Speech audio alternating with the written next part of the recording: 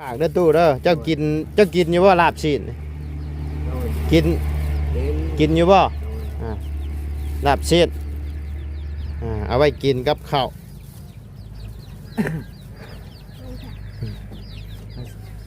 เบาตูนซื้อมาส่วนเพิ่นกินเพิ่นบ่กินพี่น้องเอ้ยแล้วกินอิ่มแล้วกินอิ่มเอาไว้อยู่ชายเลยกินอิ่มแล้วเอาไว้อยู่ชัยกินอิ่มแล้วกับยาได้ที่ตู้เพราะว่าเพิ่นกินข้าวกับปิ้งไก่เชโนพี่น้องเอ้ยจนบ่อยากลาบชิ้นนะดีแล้วให้พ่อแม่เพิ่นบ่มีเงินเพิ่นบ่มีเงินมีผู้ใหญ่ใจดีให้แล้วน้องก็แบ่งให้เพิ่นแบ่งให้เพิ่นนำเนาะพอได้ซื้อปลาแดกเป็นนัวเอาเนาะเป็นเงินของน้องน้ำหรือของเจ้าน้องที่ส่งให้บ่ไล่กับบ่ฮู้พี่น้องเอ้ยเพราะว่าเพิ่นคุยกันเองเนาะเพิ่นคุยกับผู้ใหญ่เองแต่ว่าเพิ่นเอาบัญชีนำบ่ไล่ซื่อๆพี่น้องเอ้ยเป็นบัญชีของน้องต้าเพิ่นนั่นแหละเพราะว่าเพิ่นโอนเงินโอนหยังมาบ่ไล่ก็เอาบัญชีของทางห้านเพิ่นให้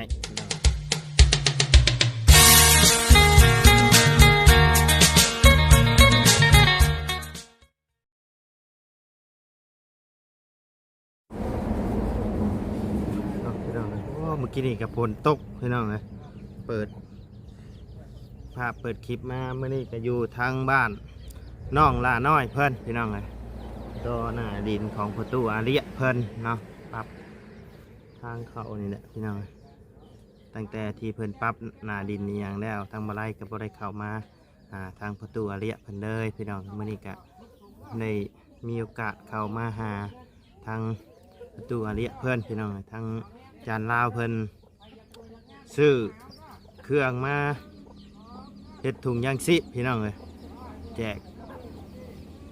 คนทุกยากเนาะมีทั้งแม่ใหญ่ใจดีทั้งจานลาวเพิ่นเนาะพี่น้องหาเงินมาให้ซื้อถุงยางซิพี่น้องเมื่อวานนี่ก็เห็นทั้งจานลาวเพิ่นมาแจ้งข่าวดีประตูอริยะเพิ่นพี่น้องสิเฮ็ด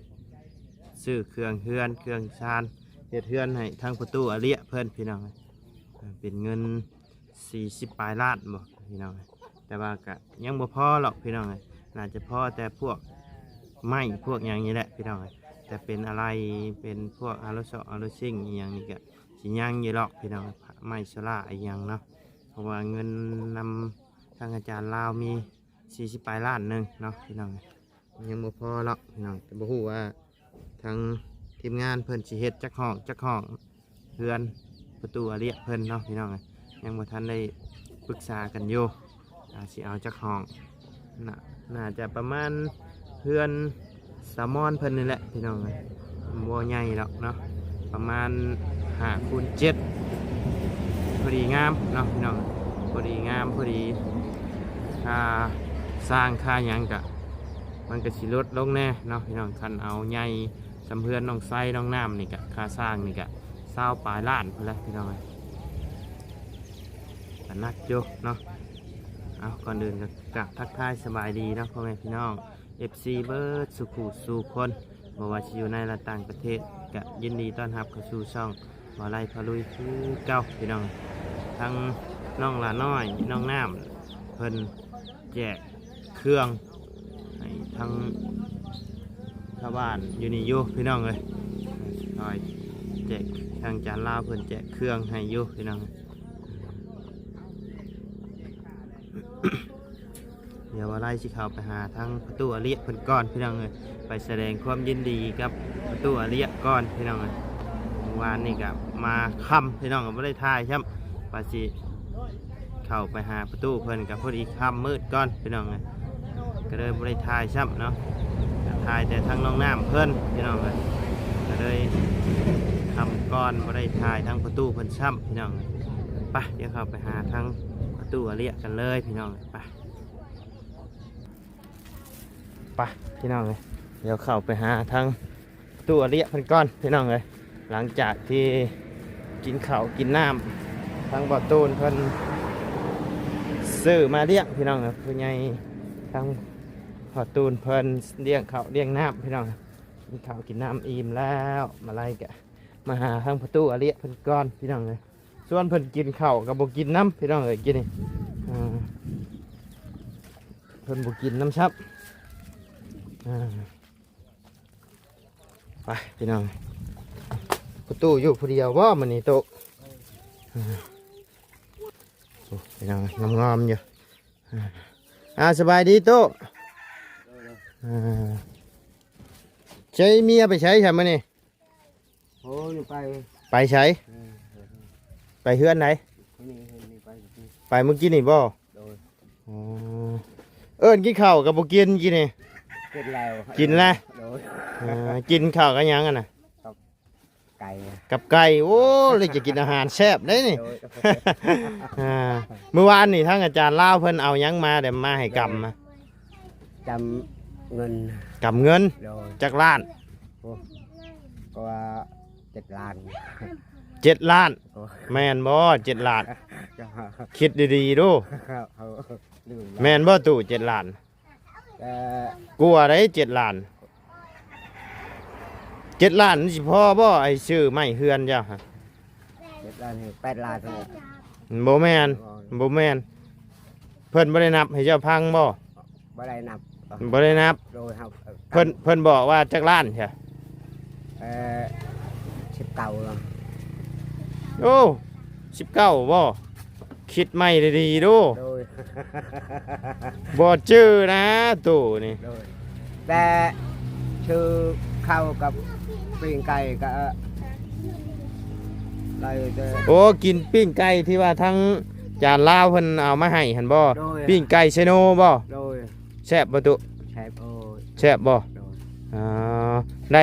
ข้าวพร้อมชอบหนึง โดย แล้วก็ปิ้งไก่จักโต ทอง 2 โต โดย กินเบิดแล้วบ่ โอ้ยมัดมือนี้ เบิดมื้อนี้ โดย อ่าแบบนี้เรือเงิ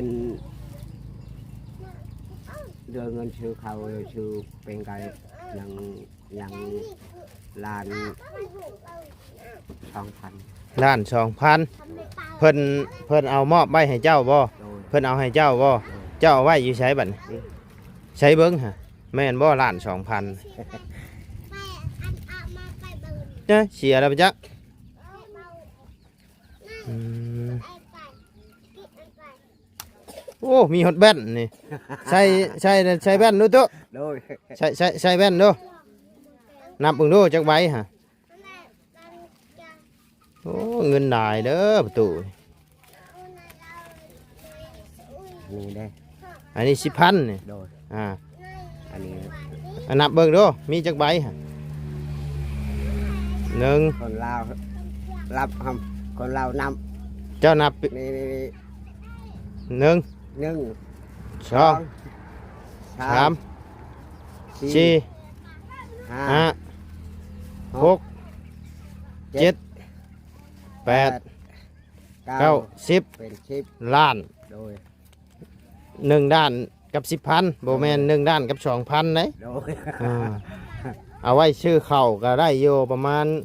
สอบปลาย โดย สิเอาไว้เฮ็ดหยังเงินด้านหนึ่ง อันนี้ให้ไว้นี่ อืม ยังชอยโม ซอยโม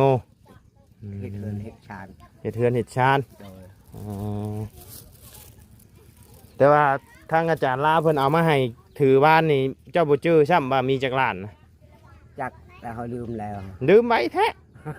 เขาจับแล้ว ยังใช้สลินที่บ่งเพิ่นชื่อให้ยังชื่ออยู่บ่ จื้อเลยนี่เขาจื้อแล้ว ใช้ดินที่เพิ่นชื่อให้เจ้านะ ยังชื่ออยู่เนาะ จื้อ จักล้านใช่เพิ่นชื่อดินให้ฮะ 12 ฮ่าโมแมนแล้ว โอ้ย15ได้ตู้เอ้ยน่ะดินเพิ่นชื่อฮะ 15 ล้าน 15 ล้าน 15 ล้าน โดย 15 ล้าน โดย15 ล้านเพิ่นชื่อมายืนอยู่พี่ตู้ฮ้อนนะฮ้อนพี่น้องตู้นอนอยู่นี่บ่ซุมื้อนี่ โอ้ยให้เขานอนอยู่ อืม เดือนใหญ่นี่ น้อย เขา น้อย นอนอยากได้ไผ่ อยากได้ไผ โดย อดเอาบ่ ไป มี แล้ว ละ ไผ่นี่มันเขาอันนี้ก็มืด อ๋ออยู่ในนี่ไร่แล้วบ่อยู่ในนี่ ได้แล้ว อ๋อยังเดือนแต่ในนี่เนาะ โดยอันนี้ก็เขาไม่ได้นอนมืดแล้ว โดย มืดเอ้ย โดยอดเอาเดียวก็ได้นอนเฮือนใหม่แล้ว โดย อ่า บัดสิบ่ได้น้ำประตูบ่จื้อนี่นะว่าผู้ใดมาแจ้งหยังนี่ โดย บ่จื้อซ้ำบาด เออ ทางทีมงานมาแจ้งหยังแน่ โดยนั่งบอนอันนั้นยัง50 ล้านนะนั้น 50 ล้าน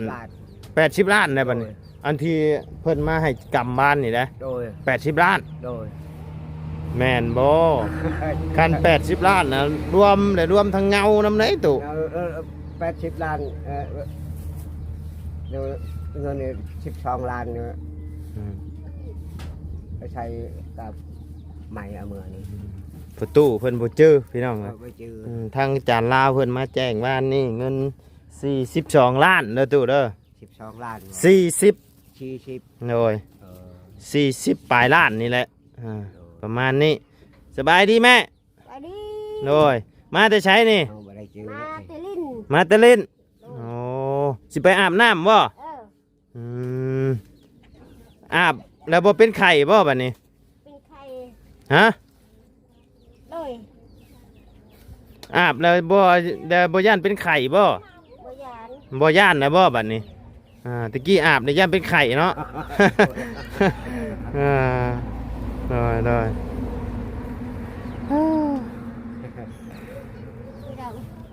ไม่ต้อง ไปอาบรถตัว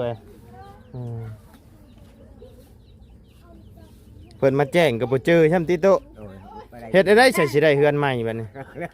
ได้บ่ได้ ดีใจบ่ตู้ที่เพิ่นสิเฮ็ดเฮือนให้ โอ้ยดีใจแล้ว ดีใจเนาะ ได้ใหม่ ดีใจแล้วบัดนี้เนาะ โอ้ยได้เครดิตนี่แล้ว อืม ให้แล้วดีใจแล้ว โดย บ่ได้เฮือนงามก็ได้เครดิตเนี่ยซ้ำได้เฮือนงามนะ โดย อ่า บ่ได้เฮือนงามก็ได้ดินในหั่นก็ถือว่าสำได้เฮือนงามน่ะเนาะ โดย เป็นของเจ้าของเนาะ โดย โดย ไปงามก็บ่ได้งามก็ โดย พออยู่พอกินนี่แหละ โดยสบายแล้วบัดนี้เนาะ โอ้ย ใส่แต่แม่แว่นนะ โอ้ย ใส่แว่นให้เบิ่งด้วยฮะ นี่หา เอ ไป อไผชื่อแว่นมาให้ไผเอาให้แว่น นี่ โดย โอ้ยเขาลืมแล้วชื่อยัง ชื่อหยังเอาให้เบา ไปจุดไปก่อนเนอะ บ้าบุญบ่ ปลาบด เบาบุญสารวัตรบ่ โดย ผู้ที่เพิ่นให้เจ้าหอมแก้มเมียนบ่ โดย อ๋อ นี่แหละแกนี่เลย เจ้าหอมอยู่นี่บ่ หาอยู่นี่ ใช่เดี๋ยวนี้คือบ่เห็นหอมให้เบิ่งแน่ใช่เดี๋ยวนี้ โดย ดีใจก็หอมแก้มเมียให้เบิ่งแม่ โดย อืม เต้น เต้นก่อนบาทหนึงเนาะ โดย ใส่มึงดูแว่นนะใส่ได้สิเห็นเมียอยู่บ่ โดย อ๋อโอเคดีเนาะตู้เนาะ เอาได้เนี่ยเอาเวียดให้เฮ็ดงานนี่มื้อ อ๋อ ใช่สบายแดดอันนี้ก็อยู่ในห้อง แดดก็คืออยู่ในห้อง โดย อ๋อสบายบัดนี้เนาะ สบายติด อ่า ห้อง อยาก แดดโอ้ย อยากคืออยู่ในห้องตลอดเลยใช่ตัวนี้คักบ่ เอาคักโอ้ยเอาอย่างไร เจ้าอยากได้แน่นี่บ่ไปเฮ็ดเบี้ยกนะ โดย โอ้เนาะเจ้าชื่อให้เมียนํเด้ออันหนึงเด้อ โดย จังช่วงหน่อยเพราะว่าใช่แต่ผู้เดียวเมียชวนเข้าห่มบ่เข้าจักเทื่อแล้วเจ้าบัดอยู่ห่มเนาะ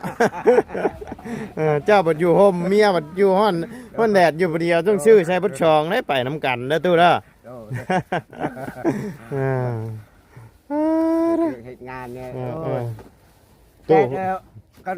ก็ไม่ได้ใช่นี่โอ้ยสายตาอยู่ไม่ได้อะ สายตาอยู่บ่ได้ โอ้ไปเมื่อ เนาะคันใช้ตัวนี้เข้าไปแล้วเย็นจ้อยๆเด้อ โอ้ยเย็นจอยๆเลย โดยฮ้อนพี่น้องเอ้ยฝนตกลงกินนี่โดดอายดินขึ้นนะฮ้อน โดย ฮ้อนแห้งบ่ได้ไปให้มื้อนี้ เอาผักเมื่อย ผักเมื่อย โดย ปลูกแล้วหรือบ่มันน่ะ ปลูกแล้ว ปลูกแล้วเบ่ล่ะ ทะเล มีแต่ไปดูแลหญ้าบ่บัดนี้ โดย ไปดูแลหญ้าเบิ่งหญ้าเนาะ โดย โดย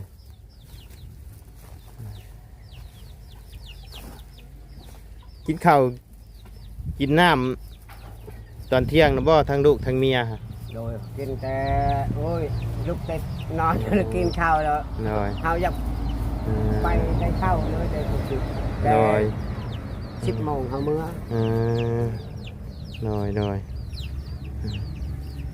เอามื้อนี้ก็ซื้อลาบชิ้นมาฝากเด้อตู้เด้อเจ้ากินอยู่บ่ลาบชิ้น โดย กิน กิน อยู่บ่ลาบชิ้นเอาไว้กินกับข้าว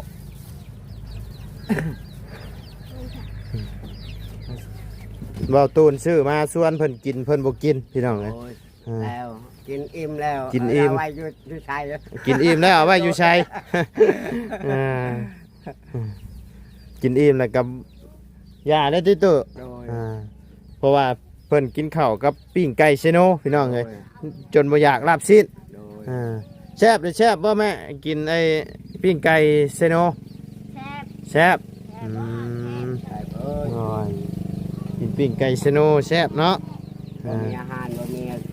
ของกิน โดย ได้กินแต่คือเดียวนี่คือว่าน้ำแช่ โดยโดย คือกินหมดมือคือโอ้ยแล้วหาผักหานั่นคือกิน โดยโดยอืม ต้มเอากิน โดยฮ้อนฮอดพี่น้องเอ้ย โดย ไก่ประตูบ่ บ่เฮาบ่มีไต เจ้าบ่มีไก่ โดย คือหลายแท้ใส่อยู่ในเฮือนเจ้านี่ แล้วให้มันไปอยู่ละนี่แหละหากิน โดยเพิ่นมาแจ้งข่าวดีกับบ่ฮู้ซ้ำว่าเงินเท่าไหร่เนาะ โดย โอ้ยตู่เอ้ยจื้อไว้เด้อบัดนี้เด้อ โดย 40 ล้าน โดย บ่บ่บ่บ่แม่น7 ล้าน ดินน่ะก็เพิ่นซื้อให้15 ล้านบ่แม่น12เพิ่นบ่จื้อพี่น้อง เด่นนี้15เนาะ แม่น 15ล้าน โดย วันนี้เงินไต้หวันนี่ จักล้าน 12ล้าน นานจักล้านแม่เมื่อวานเพิ่นมาบอกเมื่อวานนี่ เฮ้ย เอาเจ้า ก็เลยก็ให้ติดอัน บอกไปกินนี่โย40 ปลายล้านโดย ไปล้าน โดย 40 โดย 40ไปล้าน 40ไปล้านนี่ บ่ฮู้เนาะ ไปล้าน โดย ฮู้จักเอากันได้เงินหลายตายเฮา คันได้เงินได้นี่ตายรถ ก็ตายโลด บ่ ฮู้จัก บ่ได้บ่ฮู้จักเนาะ โดย อ่าเจ้าเขียนหนังสือเป็นบ่ตุ บ่เป็น จะอ่านหนังสือบ่ได้บ่ บ่ได้ บ่ได้เนาะ แหงกระเตกแล้วอัน อื นั้น มก็เดียวว่าอ่านหนังสือได้คันอ่านหนังสือได้นี่จะจดไว้ โดย เวลาทีมงานเพิ่นมาถามว่ายังขาดเดืออย่างแน่เฮือนชานเจ้า ผู้ใดมาแจ้งอย่างแน่ เจ้าก็จะได้บอกถูกเด้อตู้เด้อ โดย อันนี้ไผมาถามเจ้าก็มีแต่บ่ฮู้แหละเพิ่นบ่จักความช่วยได้ตู้เอ้ย โดย เจ้าต้องจื้อไว้เด้อ โดย อืมจักยังขาดอย่างแน่ โดย สมมติว่าคืออาจารย์เพิ่นมาแจ้งเมื่อวานนี้เพิ่นสิชื่อหยังให้เพิ่นบอกว่าเพิ่นสิชื่อหยังให้ โดย เพิ่นสิชื่อเป็นหยังมาให้เจ้า ให้แต่อาหารกินกับ บ่สิเงิน40 ล้านเพิ่นสิชื่อหยังให้ ให้นี่เงินนี่ บ่เงินที่เพิ่นชื่อเพิ่นมาให้เพิ่นมาแจ้งเจ้าวานนี่นะ แจงนี่ เพิ่นสิชื่อเป็นเครื่องไม้เครื่องเฮือนบ่ เพื่อนนั่น เครื่อง ให้แต่เจ้าก็บ่คือผู้เพิ่นมาถามเธอนาแหละเจ้าชื่ออยู่บ่ชื่อเพิ่นน่ะ หาเชื่อน่าเจ๊ ชื่ออยู่บ่ผู้ที่เพิ่นมาแจ้งเจ้าเมื่อวานนี่นะ เนี่ยมันไป เจ้าชื่อเพิ่นอยู่บ่ ละเด็กแล้วอ่านกันคลองเนี่ย บ่แม่น อ่านชื่อ บ่าว บ่าวแข่งข้าง บ่าวลาวสตูดิโอที่เพิ่นมาแจ้งเมื่อวานนี่นะ มันก็แล้วใช้เงินนะ แม่นบ่าวลาวเด้อ บ่าวลาวเนาะ โดยบ่าวลาวสตูดิโอที่เพิ่นมาแจ้ง บ่าวลาวกิโล โดย กิโล โดยเพิ่นมาแจ้งข่าวดีเมื่อวานนี่แหละที่เพิ่นสิชื่อเครื่องเฮือนเครื่องซานให้จื้อไว้เด้อว่าไผมาแจ้งชั้นแล้วบ่ได้เอาได้เฮือนชั้นเจ้าบ่จื้อจดไว้เด้อ โดย กูจดกะฮูเตกะฮูก็ชื่อก็บ่เป็ด บ่เป็นเด้ย บ่เป็ดเลย ลูกก็บ่ได้ชงเฮียนบ่ลูก โอ้ย cái tay อืม hiền chụp bạ บ่ได้ชงลูกเฮียนเลย rồi โดยลูกกับบ่ฮู้พี่น้องเลย Sam โอเคจ้ะเด้อตู้เด้อกลับป้าเด้อบัดนี้เด้อ โดยสบายดีเด้อตู้เด้อสบายดีตู้โดยไปพี่น้องเลยฮ้อนแห้งโอ้บ่ไหวอากาศฮ้อนฮ้อน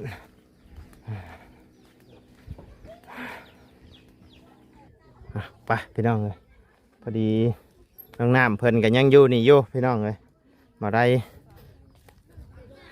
ทางน้องละน้อยเพิ่นส่งใบบินให้บ่ได้อีกเมื่อวานนี่พี่น้องเลย น้องน้ น้องน้ำบ่เอ้าข่อยเห็นในโทรศัพท์เจ้า ำน้องน้ำชงให้น้อง กะแม่นแต่ว่าข่อยเว้าถึกบ่เว้าถึกแล้วเนาะเจ้าเป็นผู้ชงเด้เอาสำบายดีเด้อโดยอ่าโดย ช่วงยังเคยบินยังอ่ะ บินเงิน โอ้ย โดย แล้ว คักแล้วเนาะ ยังไงจะได้รายบินอยู่ได้ หน่อย ผู้ชมไม่ให้เนี่ย แล้วขอว่าของไผเด้อันนี้ขอบินกับบินแปลกๆนะบ่แม่นนะแบบว่านั่นน่ะใบบินเจี้ยสีขาวหั่นนะสิได้อยู่บ่นี่ขอว่า เอ้าที่ว่าเพิ่นโอนในตู้เด้อาจารย์ ได้เดี๋ยว เนาะ ได้มาวนมาถึงบัญชี แม่น เอา ก็เลยส่งให้ทางน้องต้าเพิ่น กล่าวไป เงิน550 บาท 550 โดย550 บาท 3เพจไป แม่นได้อยู่300,000กับ20,000กีบพี่น้องอะ น้ำถึงเลขแล้ว โดยถึกเด้แต่ว่าคนชงให้นะน้องดาน้อยบอก น้อง ครับ น้ำชงให้น้อง น้องน้ำชงให้เจ้า โดยให้น้องทำเบาไล่ อ๋อเพราะว่าเพิ่นเอาไอ้เลขบัญชีน้ำค่อยน้องมีทางผู้ใหญ่คุยกับน้องน้ำเพิ่นก็เก่าหั่นแหละพี่น้องเลย ไอ้อยู่ไกลแท้ ฮะ เจนอยู่บ่ เห็น โอ้ยสิจับ มาใช่ไหมอ่า มา โดยอ่า จับกล้องให้ก่อนเพื่อได้กระพงกาแฟน้ำจักจอกจักใดหั่นนะ ไม่แต่น้ำน้องน้ำเพิ่นนะ เอาน้ำเจ้าดิ โอ้ยน้ำข่อยนี่โอ้แห่งเหี่ยวครับ ใช่ตัวแรกนี่เนาะ เดี๋ยวนี้หอดหลายน้องน้ำนี่โชคดีตลอดเลยน้องน้ำนี่พี่น้องเลยเมื่อวานนี่ก็6แสน เมื่อวานนี่ก็วันนี้ก็3แสน นั่นเก้าเลยได้น่ะ เก้าเลย เกือบฮอตล้านเลยได้น่ะ เกือบพอดล้านเลยเบิดแล้วเอาใหายวานนี่นะฮะคือว่าเบิดแล้ววะ น้องหลานน้อยวานนี่ก็โอ้เนาะหลายแล้วพี่น้องเห็นอยู่ น้องให้พ่อแม่น้องแล้ว ให้พ่อแม่นะดีแล้วให้พ่อแม่นะ เพิ่นบ่มีเงินแน่ เพิ่นบ่มีเงิน มีผู้ใหญ่ใจะดีให้แล้วน้องก็แบ่งให้เพิ่น แบ่งให้เพิ่นน้ำเนาะอืม พอได้ซื้อปลาแดกเป็นหัว เอาเนาะเป็นเงินของน้องน้ำหรือของเจ้า น้องน้ ที่ส่งให้บ่ไล่กับบ่ฮู้พี่น้องเลยเพราะว่า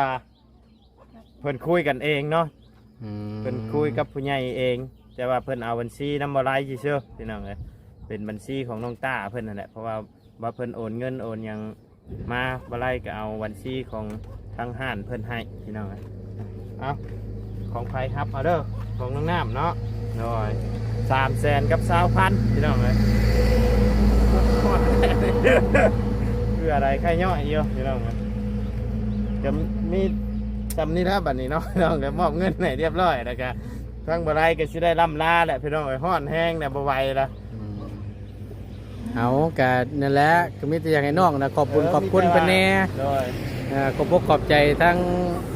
ที่เพิ่นฝากเงินมาให้แหละ ทั้งผู้ใหญ่ทั้งน้องน้ำเพิ่นนั่นแหละขอบใจ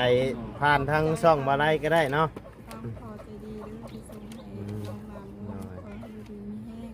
ขอให้ทำคนด้วยพัฒนาสิ่งใดขอให้ได้สิ่งนั้นความเจ็บขอให้ได้ความใครได้เมียสา ถูกเนาะ น้องตายไม่ถูกก็ได้ นี่ยังนี่ใจอารมณ์ดีได้เดี๋ยวนี้เนาะ แล้วมีเงิน เอาโอเคเนาะพ่อแม่พี่น้องสำหรับคลิปนี้ทางบรายก็จะได้ขอจบคลิปลงไปเพียงสำนี้ก่อนเด้อพี่น้องเด้อ ขอบบุญขอบคุณพ่อแม่พี่น้องและ FC ประชาชนทุกคนเนาะที่เข้ามาติดตามนะครับชมทางช่องบ่อไร่พาลุยเนาะสำหรับคลิปนี้บ่อไร่น้องน้ำน้องหลาน้อยขอตัวลาไปแล้วพี่น้องสบายดีเด้อเนาะไปพี่น้อง